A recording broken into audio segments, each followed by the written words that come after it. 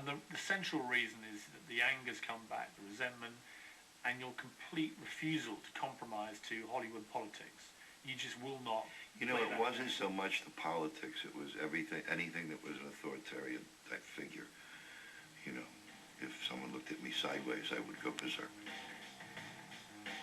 In 1986, Mickey Rourke hit the UK to make his first big flop, controversial IRA movie, Prayer for the Dying.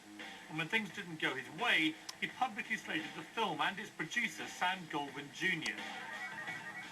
That, coupled with his outspoken views on the Northern Irish Troubles, created a tabloid scandal that tainted his reputation forever. Prayer for the Dying was a strange thing for him to do. We were kind of surprised that he took it. There's this kind of Irish connection that he has. His politics were a bit wishy-washy. He wasn't really that aware of the situation, so I think he annoyed a lot of people in Ireland because he took positions which he probably hadn't really studied. I mean, were you being deliberately provocative, do you think? I don't want to get into it. Give me the headline. Just political stuff. It's really a subject that I don't talk about anymore. I learned my lesson. Was it about the IRA, right? Yeah. But you were being sympathetic to the IRA? I don't know, but I was being sympathetic toward my character, and it got blown out of proportion. And I wasn't educated enough in any way to handle the consequences of what was, you know, something very volatile at the time. In what way? Well, getting banned from the UK, and I didn't realize that if the UK didn't buy your film, you know, wouldn't take your films, that you could hardly work. I mean, you even took on publicly Samuel Goldwyn, yeah, which is sort of sacrilege in Hollywood. I mean, when you did that, did you realize what you were really doing? Yeah. Do you regret that? Not so much taking on him. I don't really give a fuck about him. It was other things that happened that I allowed to happen that caused me difficulty. There were consequences. I mean, Mickey, everyone loved him. He was the bad boy. He was outspoken. But then he picked a fight with Hollywood royalty in the form of Sam Goldwyn Jr. And that was it. He was out. You can't do that. There is an unwritten rule in film that you're all in it together. It's pretty hard to make a film, even a bad one. And actors are the ones who end up on the chat shows and doing the interviews. So they're in a very cocky position. And actually what they're doing is slagging off the work of 100 people. If you've made someone a star, if you've made someone rich and famous and comfortable, if you've given them a career and they turn around 5 minutes later and start abusing you, they don't like it.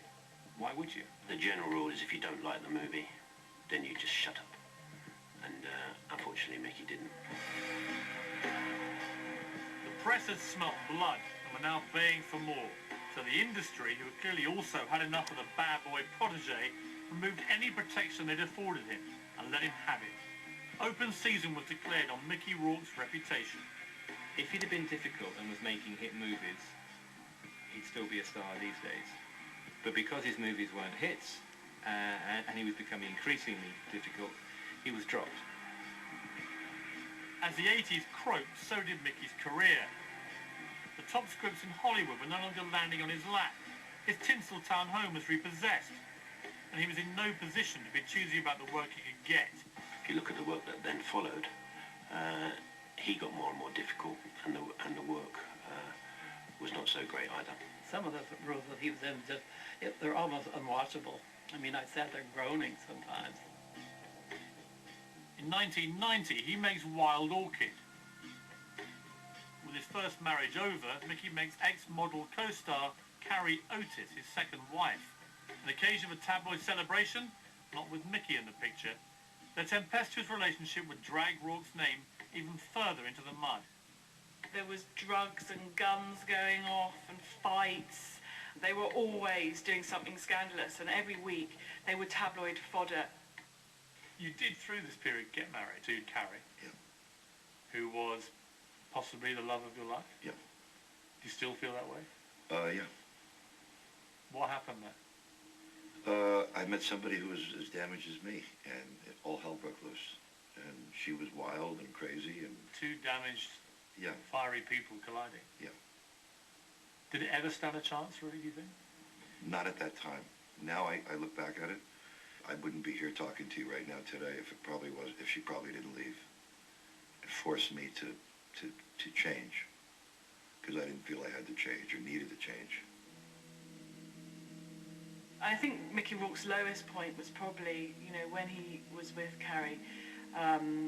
He kind of had a bit of a personal breakdown, ended up being carted off to sort of an institution for a while, came out and allegedly beat up Carrie, and she went to the police, and she never did press charges, but he was tarred with that brush of a wife beater, and that was kind of where it all went totally wrong for him. There were stories of assault and abuse and all the rest of it that you were whacking her around. Is that fair? No. It didn't happen? No. How would you describe your relationship? She got fucked up on heroin. The only destruction that I did was on a couple of guys that she was getting high with. Problem, the bad choice that I made is I just walked into a public place and did my business with them. And what would your business be? I just put the guy in a hospital for a few days, and that got in the papers and stuff like that. As far as any violence that happened with her, she can't even remember it because she was so whacked out. So. Do you remember it? No, I don't remember it because I wasn't involved in it, because these were people that were supplying her with stuff, and they ended up doing the business, and I took the fall. I mean, very hurtful to you to even now have to be asked about that kind of thing. Not really, because it's never been resolved. She's never, I mean, she can't remember it. She was in such a funk. I mean, I think she knows because she told me the name of the people that did it. And do you still see her? No. I have nothing against her. I still care about her, and, you know, if she needed my help, I'd be there for her, you know, but I think she's doing fine. Have you been in love since? In love? No. Do you think you will? I don't know. She was a hell of a woman and a lot to match up to, you know, so something had to fall out of the fucking sky. Do you think you'll ever be able to move on from her? From her? Probably not.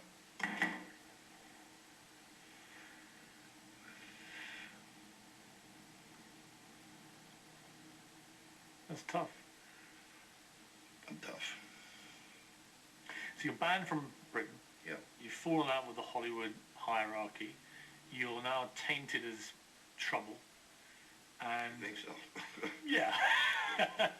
And in typical Mickey Rourke fashion, your reaction is spectacular. You just say, you know what? I just got on my motorcycle and kept riding. But you retreated back to where you'd started, Yeah. boxing. Yeah. I mean, a startling thing to do. Yeah, I had realized at 34, you know, I had some demons about when I got hurt as an amateur, and I never turned pro, and I went, you know what, I'm going to take... It was unfinished business. Yeah, it was unfinished business that I felt bad about. And what was the reaction to your decision? Well, I was only going to do it for a year. I didn't realize it was going to go on for 5 years. You must have had everyone trying to persuade you to... Oh, yeah. stop. Well, everyone had left by that time. There's no one left to persuade you. No, everybody abandoned ship. It was just me. Stories started filtering through that, you know, Mickey Rourke was this boxer, which I just thought, why? You know, he was a megastar. He was massive in Hollywood. You know, why has he done this? A lot of actors go off the rails and don't become professional boxers. I think he thought that being an actor was a bit of a wimpy thing to do, and he wanted to sort of get real and be gritty and show everyone that he was a tough guy. But it was quite sad because it just backfired because he wasn't very good at it. He was somebody who didn't need to be bashed around the head. Mickey Rourke boxed professionally from 1991 until 1994. I watched Mickey's last two fights, and I just wanted to die for him. I think at the time he was like 40, and he was boxing, and I watched him get his ass kicked and wonder, why is he doing this? And then I realized that Mickey is the kind of guy who comes from nothing. So everything is an accomplishment. I think he could have saved a lot of wear and tear on the old face as he got pummeled. But look, how many guys have done that? And he's done it.